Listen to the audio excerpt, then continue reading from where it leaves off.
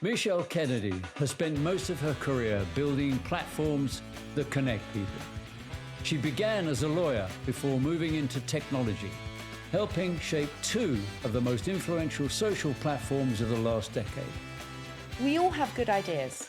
Everyone has a good idea within them, I think. So something was changing socially. A narrative was happening around women in particular. And I really felt like if I don't do it now, someone else might do something similar and won't do it as well. But it was becoming a mother that sparked her most ambitious idea. In 2017, she founded Peanut, a social network designed to connect women across life stages, from fertility and pregnancy to motherhood and beyond. I spoke to lots of women, interviewed them, lots of mums before we launched, and every woman that I spoke to, I asked her to intro me to another woman. By the time we launched, every woman had recommended another woman. I had 200 women who felt that they were in some way connected to Peanut. So when I launched Peanut, they were like, oh, that's that product, I helped that. Today, the platform supports millions of women worldwide, raising over 20 million in funding and earning recognition from Apple and Time for both its commercial success and cultural impact. Currently today, we have more women being innovative, they create, they start. We do have that, and I think it's better than it's ever been. What we don't have is investment in women, and that's why we don't know about the businesses. Women-led businesses are more successful, more profitable, and we know that just based on pure numbers. That's Michelle Kennedy. Welcome to the Business of Creativity series, brought to you by Amazon Ads. Michelle, we're on a mission to get businesses to understand the importance of creativity. Now, I spent my career when presenting to businesses, clients, and you were introduced as the creative person. There was a kind of, oh, steady on, the creative people are coming in. But I would always kind of say, well, business is creative.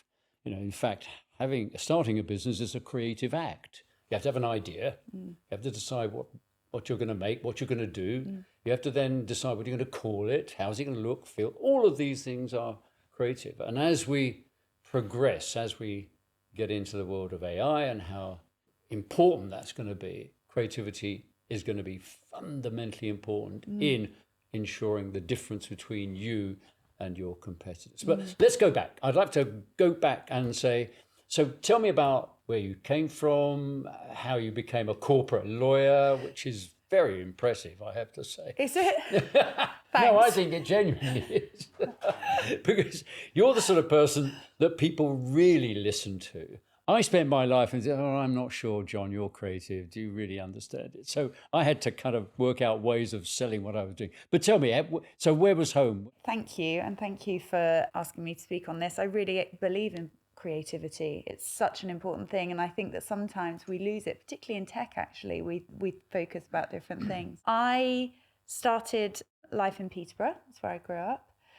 My mum is Irish and my dad is Scottish, so we're kind of implants. We had no family wonderful. there. Yeah. Peterborough was, let's say, maybe not the most creative place to necessarily grow up. It's a Roman city, isn't it, Peterborough? It's near, the Fens. So the Fens, yeah. Yes. So we've got a lot of Vikings, actually. Ooh, we've got yes, Viking remnants. Yes. There. Definitely didn't come from a necessarily creative household or background, but I had parents who were crazy strict. And so the one thing was you have to get a profession. And so actually even thinking about have a professional career to me meant creativity wasn't even really part of that consideration. It was be a doctor or a teacher or an accountant or something that means that had you've a certificate. Correct, a professional qualification. Yeah, they had And for me, that was the law. I like words. I was good with words. Yeah. And so that was the start of the journey. But it wasn't really anything that I felt was really open to me to even think about being creative. Yeah. Went to university and then went to law school and decided that corporate law, M&A, was the place that I was going to focus on. You do like 2 years working and I loved the energy. It was very exciting. You work late nights. You're closing deals. There's just this feeling of like, wow, this is fun. I'm nosy. So you get to like learn about someone's business. And that was really the start of learning about business. And it could be anything. It was selling a product. It was a drug testing. It didn't matter. It was just exciting. That Actually, energy. one of the best books I ever read was called Barbarians at the Gate. And it was about the takeover of R.J.R. Reynolds by Nabisco, or which way round, I can't remember. And it was the story of that takeover. And it was one of actually, I remember reading it, thinking to myself, why am I enjoying reading a book about a takeover? But it was, it as you said, it was so exciting. Great book. And KKR, Kravis, whatever they're, KKR, I think they're called, their takeover, won. And it was a great book.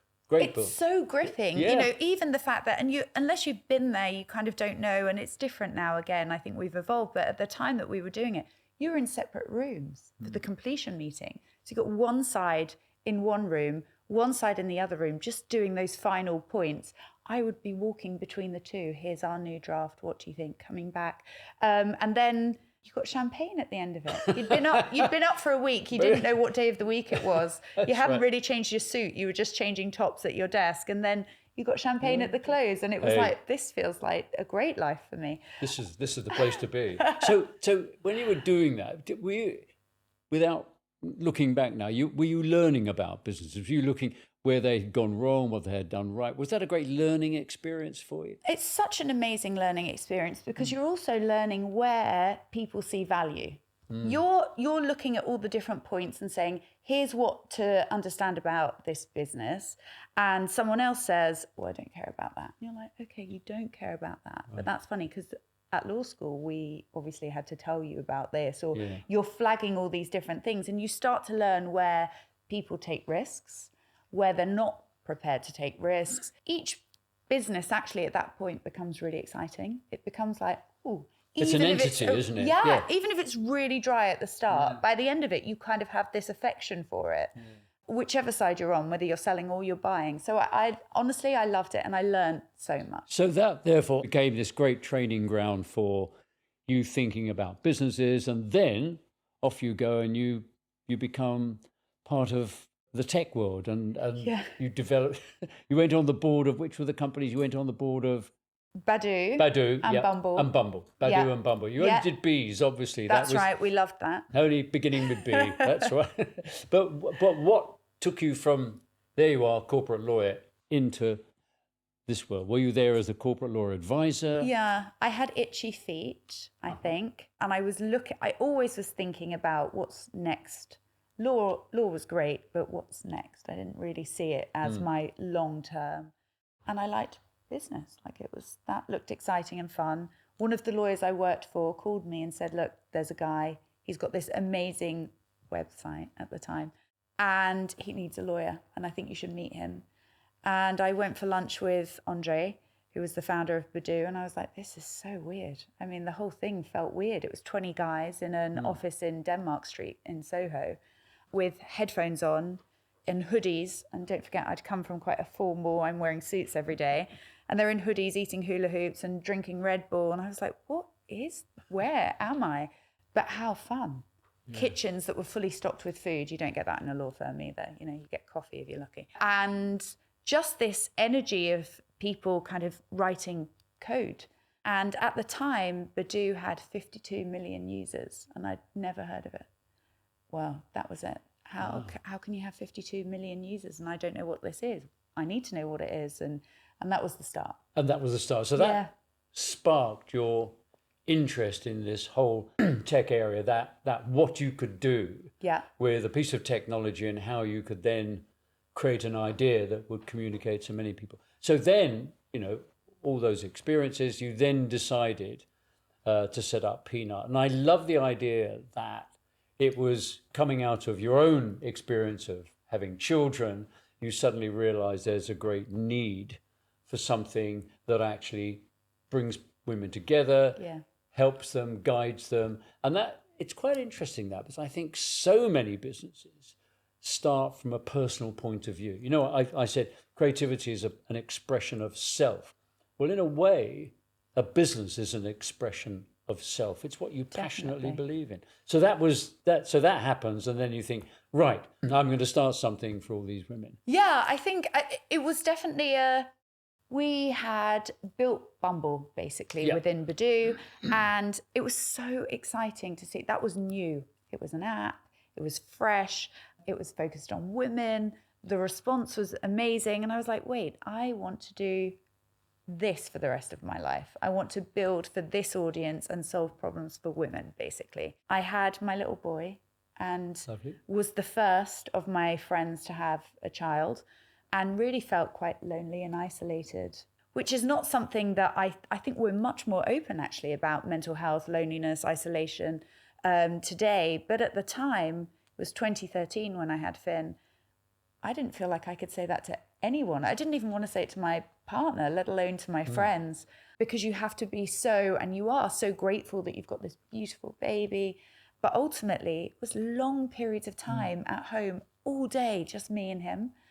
And I'd been used to working, like my whole life I've worked and being around people and having my own independence. Like I've had a job since I was 15 years old, to all of a sudden be like, oh, using the joint account for something. I was a bit allergic to it. And I just didn't understand who I was as this new person.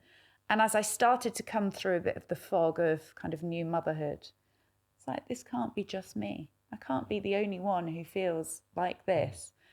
There were no products that were on the market that were aimed at me. Like that, they were aimed at a different mother. Yeah, I love that in that, and as an interesting observation, there's what you were observing was a vulnerability, and a vulnerability that had to be resolved in some way. Now, and lots of businesses can have that element to it. There's a vulnerability, whatever it might be. It might be in the shape of a car or whatever. But here, it was about how you felt as a first-time mother, that vulnerability, and how can I resolve that? And then you, of course, you turned it into a brilliant business. Then you said, right, now I'm going to start. Why peanut? Because when I was pregnant. By the way, I loathe peanuts. Do you? I'm the only thing I cannot eat. And if you say to me peanut butter, that is it. I'm out of the door so far. But when I tell I'm not you allergic. I tell you this fact, you'll love peanuts forever. Because when I was pregnant with Finn, I'd gone for like the first scan. And obviously when you see a scan, they look this big. But I was talking to the radiographer and she said, it's the size of a peanut. Oh, that was it. And that was it. Everyone in my office called my bump Peanut. Andre called my bump Peanut. My husband, that was it. Peanut became the name. And so when I built the business, it was really a dedication to Finn. And that's a lovely thing too. I wanted you to tell that story because, again, the story behind the name. Brands are essentially stories. They're resolving an issue, a problem. They might actually be pointing in a completely different direction, but there's always a story behind them. Why that? And that's what captures people's imagination. That's the humanity in it. Totally. So you launched in when? 2017. 2017. Yeah. And that was really, it was very scary. I'd left my beautiful job. I was running Badoo. I loved what we did, by the way. Bumble was flying. And I really just had something in me that was like, if I don't go now, I might never go. And I probably could have worked for Andre for my whole life and we could have built things together, but I knew he wasn't going to build this. They do, so many founders talk about getting your timing right. Yeah, huge. Obviously, emotionally, you felt, I'm doing this, and it's being successful. This great event has occurred in my life. I've had a child. I feel like this. But did you feel the timing was right? Did you feel that the world out there now needed this? It's a great question. Timing is everything. You can have the right business, wrong timing, and it won't work. Yes, is the short answer. Something was changing socially. A narrative was happening around women in particular. We had the women's marches in the US. There were women's clubs opening, like the Wing was opening just for women. Like there was something happening.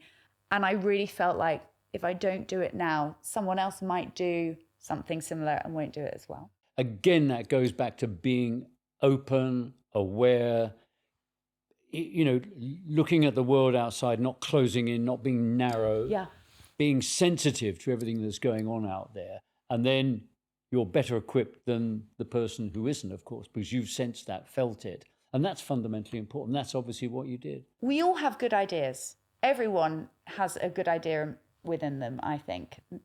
Sometimes people have them all the time. The difference is knowing when is the right time to go, and when it's a good idea, but it's not your idea. It's not for you to do it.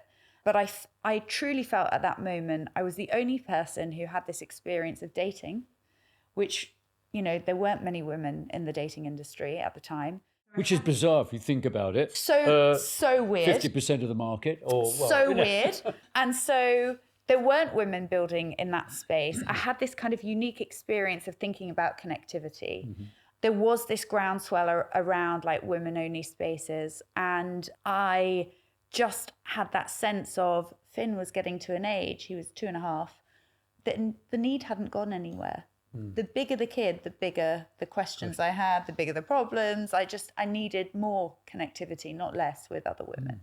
So I think it was a perfect storm of now is the time to go.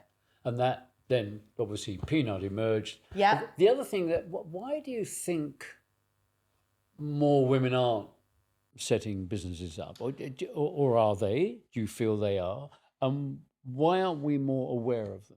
We have, I think, the most buoyant market for women-led business currently today. We have more women being innovative, they create, they start. We do have that, and I think it's better than it's ever been. What we don't have is investment in women, and that's why we don't know about the businesses. And so that's what's stopping that ability to grow, develop. We're not getting the investment. We're not getting there. 2%, of venture capital goes to women-led businesses. Only 2%? 2%. And they're having 50% of the great ideas. Exactly, at least. At least. And so, we know they're more profitable. Yeah. Women-led businesses are more successful, more profitable. And we know that just based on pure numbers. It's not a SOP, it's not a favor. Investing in women is actually really good business.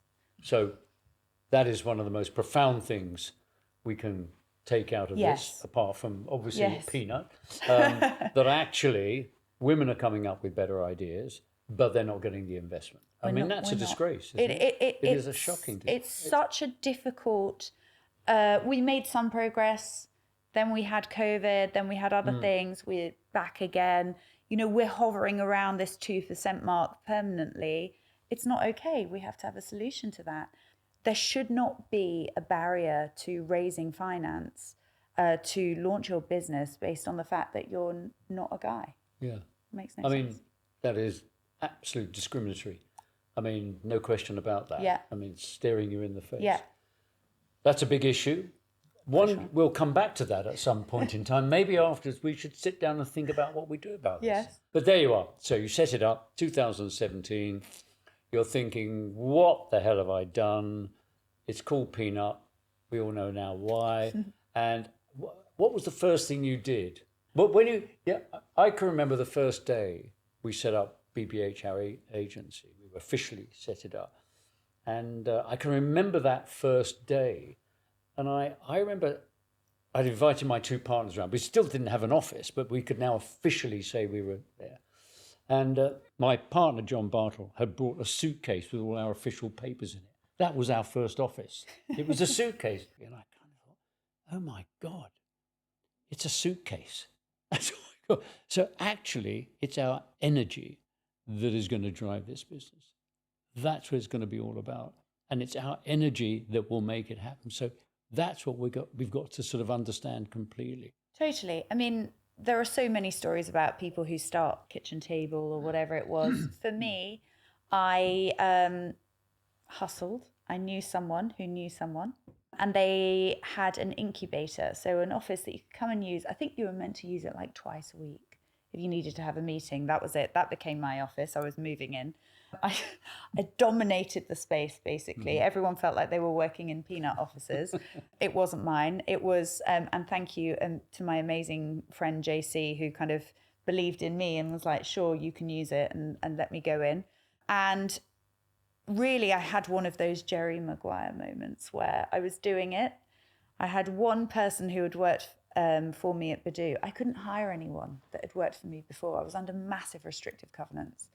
And so I had to kind of rebuild all over again. And one person who left, she was like, I am with you. I was like, I don't have a business yet, wait. But she did it, and that was the start. So she and I toddled off to this office on Tottenham Court Road, and that was the start. Oh. Had to just go from there. I had no choice. I had to pay her. And how did you get the message out? What was the... Did you sort of write a manifesto? Did you get PR? So that was for a lot of people, that really first moment when you've got to sort of, you leap out into the world, here I am, and everybody goes, yes, thank you very much, and they move on. Yeah. No, sorry. So that is such an important step, that first break into kind of recognition. What did you do? It's one of the biggest challenges that I think I see in anyone when they say, I want to start a business, and I say, what's your route to market? And they're like, oh, well, I'll maybe have an influencer. That's not a strategy. So I spoke to lots of women, interviewed them, lots of mums before we launched. And every woman that I spoke to, I asked her to intro me to another woman. If we created something, what would it look like? What do you love? What do you hate? And by the time we launched, every woman had recommended another woman. I had 200 women who felt that they were in some way connected to Peanut. So when I launched Peanut, they were like, oh, that's that product. I helped that. And so having that little groundswell of 200 women. And loyal fans. Meant that they then could send feedback. This bit's not working. You've got a bug here, whatever it might be. And that was the start. That's such a wonderfully simple idea, isn't it? And people probably walk straight past something like that. That's it. Get some initial fans and make them kind of like your core group who then feel a real longing for this business. Totally. And all of a sudden, out it goes. Build with them, right? It could be a WhatsApp group. It doesn't have to be anything more substantial than that, but it's so easy to do, particularly now, actually. Absolutely. And then I've always felt, in a way, because we were sort of investing in businesses for 10 years, that more than ever, it's such an easy time now to start a business. The thing that I've always felt, and the thing that I struggled with a lot of the businesses we helped start up, was that they couldn't make the jump from, I've got that 200, now how do I go to the next stage and the next stage and the next stage? And it seemed to me that was what was missing, and lots of them stumbled on that. Yeah. But obviously you've gone through that. So that progress, so the 200 occur, then the 200 becomes 600, become 1200, then it multiplies out.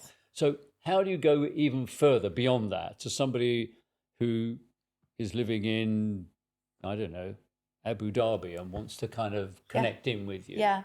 So scaling was always kind of the second part. So get the groundswell. And the second part is, how do we scale? And that was consistent storytelling. If nothing else, if you remember nothing else about me in my life, I will tell you a good story, always. Maybe it's the Irish. But I will always give you a good story. And I think that consistent storytelling made sure that everyone would have that moment where they were like, yeah, what was that product? I heard that story about that woman who created something. And just giving that over and over again. It was true. It wasn't crazy. It wasn't particularly glamorous. I mean, I was talking about, being a bit lonely. But I made sure that I told the story consistently. And that enabled other people to tell my story. So then they start doing it for you. And that really amplifies. And also, it was a universal issue. Yeah. It wasn't for a specific, type of woman. This was every woman who was going through motherhood could relate to the things that I was talking about. And again, what's interesting about that is that we're living in a world where people will talk about data and algorithms. And of course, you were getting feedback, which is great. Some of it I'm sure you would listen to, others you just ignore. Correct.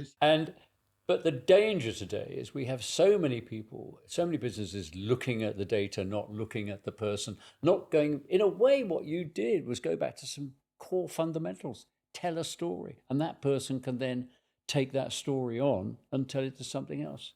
It's just brilliant. Do you think that we've forgotten a bit? Because I think that where we are, people think that that's not the right way or the cool way to build a business. It's actually the only way I knew. And I think people forget that actually we like other people. we're humans. We like humanity. We like stories. We like to feel a relationship with someone who's built something. And we like to understand the stories behind things. And really, it was just tapping into that sentiment. And it's an issue that never goes away. It's still there. It's still consistently available. And now it's not my story to tell, but I can tell the story of other women who are going through it. And it the stories starts keep again. going.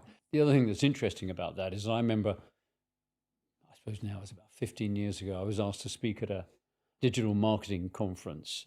And the person up in front of me was talking about we don't need storytelling anymore because now we can direct our message straight to the person that you want to talk to. And I'm sitting there thinking, how does that idiot even get a platform? Storytelling is so fundamental to who we are as beings. Absolutely. And to ignore the greatest form of kind of marketing is madness, because actually what we all say is word of mouth is the most brilliant marketing in the world. That's the most effective. And if you can get to that, then you have real It's success. that. We have, I think, something like 85% organic growth. And that is because women tell their stories to other women. And I just make it so that they want to. And I think that we are very fortunate. It kind of makes you a bad person not to like peanut, right? We just do a good thing, right? We leave the world a little bit better than we found it the day before. Well, that's pretty good. So, we do a good thing. And so it's kind of hard to not like what we do, a bonus. But I do want every woman to feel that she's had great success on Peanut, that she's had her question answered, that she's met that lifelong friend, that she feels seen, that she's learned something, whatever it might be. Because I know that if she has that, the brilliance of the product means she will tell someone else the story. And of course, getting people to understand storytelling is one of the most creative acts that we all do. We can all do it. When we talk about creativity, people often get, well, I'm not creative. No, we're all creative. And just understanding it's everything about us in a way. And storytelling, just simply telling somebody a story, working out how to tell it, is a creative act. It's not data. It's not an algorithm. It's what you felt, how you saw it, and how you are relating that to somebody else. And that sense of creativity is kind of permeated throughout the whole of Peanut, and it drives it. Absolutely. And then there is data to support and back up. I still know the volume of conversations women are having. What are the topics they care about most? What's trending this year versus last year? I still know those things. I have all of the data. But fundamentally, that data isn't what makes her download Peanut. She downloads Peanut because she feels like we understand her and we're her place. What makes the data relevant is for working with a brand or doing a campaign that we just did, an amazing campaign that was based on data on Peanut. So that stuff is where that becomes important. It's the nuts and bolts of it. Correct. It's not what drives it forward. Yeah. And that's what we always say, be data informed, not data driven. If you want to kill your creativity, try to be original. You'll soon find that it's an impossible benchmark. In fact, there's no such thing as original. Great artists pursue freshness instead. Miles Davis understood this, and so apparently does Lexus, the car brand. It partnered with Amazon Ads and Leve, an award-winning Icelandic Chinese musician who has helped reimagine jazz for people who are still too young to wear corduroy. What does blue and green Together, mean to me? they created 100 Miles, a live Twitch broadcast where Leve performed to celebrate what would have been Miles Davis' 100th birthday, playing a medley of her own numbers and a reworked version of Blue and Green, available exclusively on Amazon Music. Now that is a fresh idea. Learn more about custom campaigns with Brand Innovation Lab at advertising.amazon.com.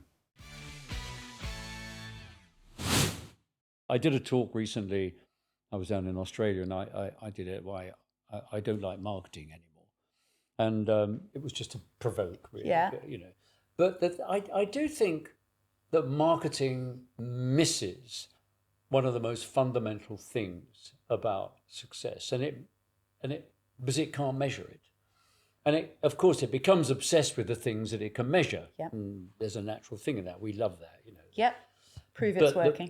But the thing I think is almost more important than anything else is taste.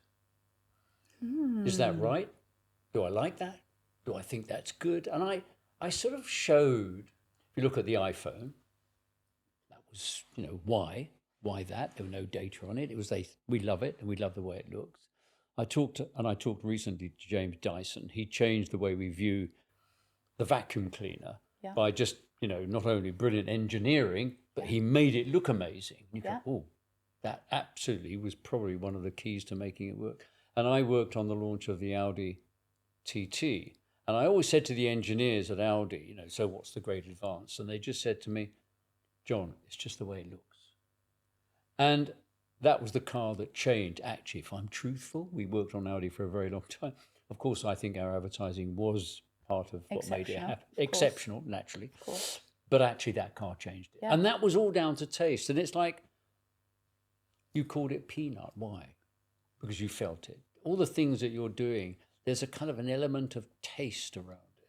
And as I think we move into a world dominated by the way things feel and look, that becomes ever more important. And yet marketing doesn't measure it.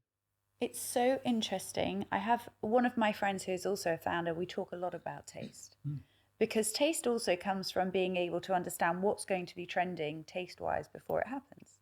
And that, by the way, I can't measure it. I just kind of know that that's the thing. So when we were launching Peanut, I wanted to make it pink. Unashamedly pink, not bright pink, not fuchsia, like a really muted, dusty pink. That was my aim. And everyone kept saying, God, it's a bit patronizing, Michelle, because, why don't you make it something that's less gendered? I was like, I don't think pink is gendered. I think it's stunning and beautiful, and I want it to be, and I had a very, very clear feeling. And that was the year, by the way, that millennial pink became a thing. And it was everywhere. And I was like, I told you, it was a thing. And so there is this feeling of like, you just happen to feel and see and understand that there has to be an element of what you're building being aspirational. I can't have anyone feel that they don't want to join Peanut. We used to have people message saying, I can't wait to have a baby so I can join Peanut. That's wonderful. And that's the most amazing thing. It became that moment of aspirational. Or we watched there was a TV show, it was trending on Netflix a couple of years ago. And my EA was ringing me off the hook. It was one night. And I was like, what, shoot? I was at a dinner. And I stepped out. I said, why are you calling me? She was like, we're name checked in the TV show. It was called Sex Lives. We're name checked in it. And there was this whole scene where they talk about, oh, you're not on Facebook or, embarrassing, but are you on Peanut? And it was the most amazing. I honestly, I left the dinner, I got home, watched it on repeat, on repeat, on repeat. And that couldn't happen if anyone didn't feel that we represented an element of taste, that we were aspirational. Aspirational, by the way, doesn't mean excluding. It just means, yes, I see myself represented in that brand. So tell me, innovation, how how do you keep innovating? Do you is there a structure to it? Is there? I think it's a lot of organic kind of, we all use not just Peanut, but every product out there. I love tech. I really do love what we do. I love the space that we're in. I have people in the team who are from every different walk of life. Everyone's using different things. You might be a gamer, you might be really into extreme sports, you might be really into kind of travel and world exploration, whatever it might be. We probably have you in the team. That means that you're using different products all the time. You're influenced by different things. And so because of that, innovation comes from, I saw this in, and it's not really a product that's in our area. It will be something in a completely different area, but it's related, adjacent to, or we can take it and think, what would that look like through a Peanut lens? At the moment, I think innovation comes obviously through AI. We can't ignore that that's happening. I think it's very exciting for us as a team. We're faster. We're able to do things that would have taken a lot of manpower before. We can automate certain things. It's time saving, but it is used as our tool, not as our master. I talk about it as you collaborate with it, but you're in charge of it. Absolutely. And I think it's the first time we've I would argue we've moved from a tool to a collaborator, but it's important that you're driving it. You can see when someone is using AI as their master and when they are using it as a tool and it doesn't feel good. Yeah. You know the difference. There is one thing that AI can't do currently that I feel really excited about for Peanut, where we really had this kind of innovation moment, which is around what it can't do is context. You can ask it a question, you can ask it to do something for you, but what it can't do is give you the context of what everyone else's experience who has asked that same question is. And that's what we can do. So I know that you're going to ask Chat or Claude to give you a sleep schedule for your 6-month-old. We've all been there. You haven't slept, you're desperate. We all know that we're going to do that. But what it can't do is then tell you, here's what every other woman who is on this platform at the same stage as you asked. Here were the responses she got, and here's a summary of that. And here's the context of what that looked like going forward. And so there's something to be done between getting that immediate plan, response, answer, and getting the context of what that lived experience looks like. Because it's never lived the experience, but we have all the women who have. So I'm really excited about that. That for me is something where I'm not ignoring AI. I know you're going to use it, but let me help you use it in a way which gives you just that second layer, particularly when it comes to pregnancy or children. You need that. Yeah, we mustn't walk away from these bits of technology. We've got to understand how to make them work for us. That's, and obviously, if you're completely lazy, then you'll just sit back and let it do everything for you. It was just interesting. As you were talking there, and it sort of occurred to me that therefore, diversity within your organization must become fundamentally important, because that's all the experiences that you're going to be fed into come from all these different people. It's interesting, actually, because I did a thing on a conventional company as a triangle like that, bosses at the top, people down there, and as you go up the triangle, you get more power. I actually think the modern company is an inverted triangle. The boss is at the bottom, and all the people are up here, and the boss's job, call it that, is just to give them permission, encouragement to create something. Because here's one of these people who could come up with an idea that could, again, transform Peanut into something else. Totally. And also, I was always taught you hire smarter than you, right? So everyone in my business is way smarter than me, and they all can do things that I can't do. So what's the point in me telling them what to do? That's not the right way. I can set the vision. I can set strategically how I think we can achieve some of those goals. But after that, it's absolutely pointless in hiring the best back-end engineer you can imagine and then saying, so I want you to report into me every day about how we... Absolutely not. He's the one that's coming forward and saying, okay, so we've just cut this amount of costs because we're automating this now, or whatever it might be. Of course, because that's why he's in the role leading the tech. And that's, I think, great lesson for people starting a business today. So many, when I was in the States in the first dot-com boom, we were working with some dot-com companies then, back in the early noughties, and they were the most appalling people I've ever come across, in the sense of how they treated their people. They were just absolutely appalling. Instead of going, these are a phenomenal resource that perhaps can help me transform this business into a world-class leader. And I think the modern company, if we can call it that, is going to have to do that. We're going to have to rethink how we define management. It isn't an ivory tower. It's quite the opposite. It's open to kind of lots of things. So totally, there you are. It's. Do you have a kind of where we're going vision, or do you just go, I'm going to make every day as best as I possibly can make it, and then who knows what doors are going to open? Is there other, or is it a bit of both? No, we always, there is a vision, and there is always a kind of, here are the things that I think we can achieve this year. That's how we would start the year. Here are the things I think we can achieve this year. And then it's really the teams that will take it away and say, okay, here's how we're going to implement that, or here's what we're going to do. And we bring it together. in terms of making every day the best day, anyone who's started their own business or run a business knows there's so many bad days that even if I started every day like that, I think I would probably be on the floor by Wednesday. So I have to be accepting of the fact that there are extreme highs and extreme lows, and actually there's relatively little in between.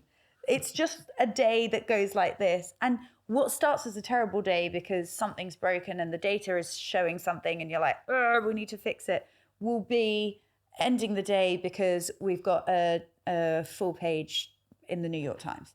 And you're like, right. So there's just no prediction as to how that day is going to go. But I think as long as what we do is think about the strategy that we have and is the thing that we're doing today positively moving forward that element, integrity yes or no? within what it is you're doing, and that seems to me and crucial. that I think seems to work for us. So going back to obviously PR must be very important to you because definitely. And how do you go about kind of managing that, or is it you come up with ideas, or you're constantly talking to publications or whatever about why peanut is so fundamental? This is what it's discovered. Do you have tools that kind of go, we've got to come up with an idea next week because we haven't had any PR recently? How do you manage that process? Yeah, so PR has totally changed and evolved over the time that we've had Peanut. It is important. It's not the most important, but it is important to us. It's earned media, it's recognition, but fundamentally it's storytelling. It's other people telling stories for us. And so it does have an important part to play in our strategy. How do we do it and how do we mobilize it? We have women who share stories with us every day of amazing things that have happened to them on Peanut. So we might share their stories. We had 2 women last week who sent us a picture. They've had matching peanut tattoos. You wouldn't like that. You don't like peanuts. They've got matching tattoos on the back of their, on the back of their legs. So those kind of things, it's just incredible. Anyway, I have other slightly more heartwarming stories, although that was lovely. I did love that story. Amplifying women's stories, watching what women are talking about and giving it a megaphone. My job isn't to tell women what they care about. My job is to give them a microphone and say, make sure them people at the back hear what you're talking about and why we should care. And that might be because we don't have adequate systems in place for childcare or return to work. It might be because Radio 4 today had a white man talking about why women don't want to work full time on today. And my head nearly exploded. And, women on Peanut's head were exploding as well. Because guess what? That's not the voice of women. The voice of women is happening on platforms like ours. We just did an amazing campaign about the word matrescence. Do you know the word matrescence? No. Exactly. No, I've and learned therein lies the problem. So matrescence is a term that was coined in the 70s by a sociologist called Dana Raphael, which basically describes the physical, biological, mental, and social changes that every woman will go through when they become a mother.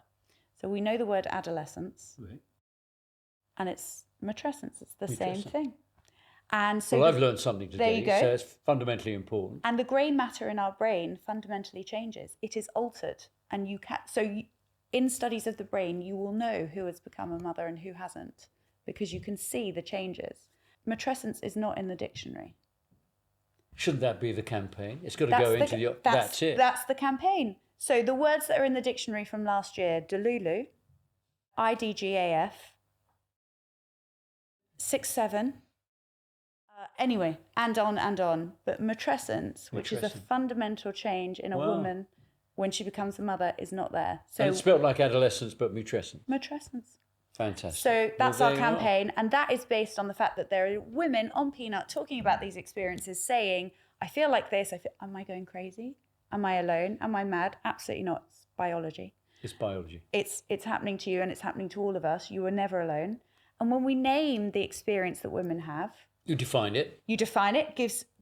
Lends itself to research, lends itself to support, makes women feel seen. Yeah. We know why it's important, and there it is, it's not there. So we took a big page out in the New York Times to call for it to be added, and we're talking to the dictionaries now. I was going to name it, but I won't. No, we're talking to the dictionaries now. We're waiting. This will be the kind of keeping everybody Thank you. Desperate to find out when this word gets accepted. So, well, I think that's and that's PR. That's because PR. That is people telling our story. Yeah. That's change.org supporting the campaign, and it's been amazing. But the other thing too is you're driving it. You know, you're going to whoever you consider your journalists are with an idea. Absolutely. And then they can work on that. Absolutely. And then they can go out. And it's got to be an idea that's interesting, it's relevant, it feeds straight back to the brand, what you're about, which is fundamentally important. Absolutely. Get that focus crucial. Question. Yeah. Did you have any heroes when you were starting? Was there anybody that you kind of looked to? Or I remember the first woman that I really thought, I really want to be like you, was law lecturer called Norma Hurd. And she walked in, I studied in Sheffield, so no one wore heels or anything very particularly glamorous in Sheffield because we're all in heels. And she would walk into the law faculty. She smelt incredible. Her hair was always amazing. She was always in 4.5-inch heels. And she taught insurance law. I had no interest in insurance law, but you bet I went and got a first in my insurance because I really wanted to impress her. I loved her. Yeah. And it was all men in the department apart from her. Yeah. And she'd written the contract law book with another professor. And I remember thinking, that's powerful. She's the only woman here. And that's lovely about that because goes, the character got you into the part, so to speak. And it's that, we often forget that. And we often forget, I'm not demeaning this, but it's a bit like a brand. You know, I've got to like it and think, I like the look of that and feel of that. And then, is it saying something relevant to me? Is it inspiring me? Is it doing all those things? Crucially important. That's Absolutely. a lovely story. She was the original influencer, really. Yeah. Because she was a brand. And I bought into and subscribed to all of it. I wanted to understand everything about that. Why did she choose Sheffield? Why is she teaching insurance law? Why does she look like that? What is that perfume? Like I wanted the whole thing. So that was the start. So just because we're coming to I could go on forever here, but couple of things. Mistakes you've made? God, loads. So many. There's not even point going. So many every day. I'll say one thing, which is whatever you're doing in business, you make sure that you are really, really understanding your own value so that you get the right amount of equity, so that you don't let anyone ever put rules in there which mean that you get less than the equity you think you are getting come to you. And every time you take investment in your business, it's not for free. It's not free money. They get some of your company. They get to come on that ride with you. And you're inviting them in. That is an honor that they are in your business. That is not, you don't have to be grateful for that. They should be grateful. And actually, one of my favorite investors said, I am so honored that I'm on this journey with you. And that's the only investor you want. That's the kind of investor. Yeah. Somebody who is, in a sense, valuing the business, not in monetary term, but as an idea. And then is somebody that you can have a conversation with. So fundamentally important getting the right investor. Yeah. Advice to somebody going forward? Make sure everyone can walk into their dinner party that they're going to that night or wherever they're going and tell your story and talk about you. What's the thing that they are going to be able to say about you and your business effectively, like your company, whatever it is you're building? That is so powerful. So they become your apostles, so to speak, don't they? And people forget that, don't they?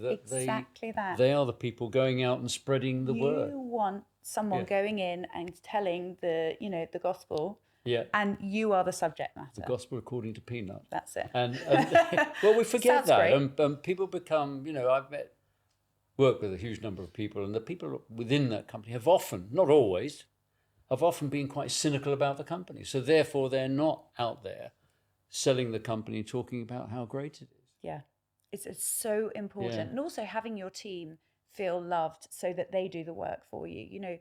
You have to feel so passionately. Everyone has to be on the Kool-Aid, definitely. Yeah, you've got to buy into it. If you definitely don't believe in it, go somewhere else. That's it, yeah. Wonderful. Well, Michelle, this has been such an absolute pleasure. Thank you. The other thing too I would add is be in a wonderfully cultured background or environment because it rubs off. It does. It rubs off. But again, I always say, surround yourself with inspiring people. It does tend to rub off. My mum would say, show me your friends and I know who you are. Oh, that's lovely. I haven't heard that one go. before. Well, Michelle, thank you very, very much. It's been an honour and a pleasure. Thank you. What you've done is incredible. Thank you so much.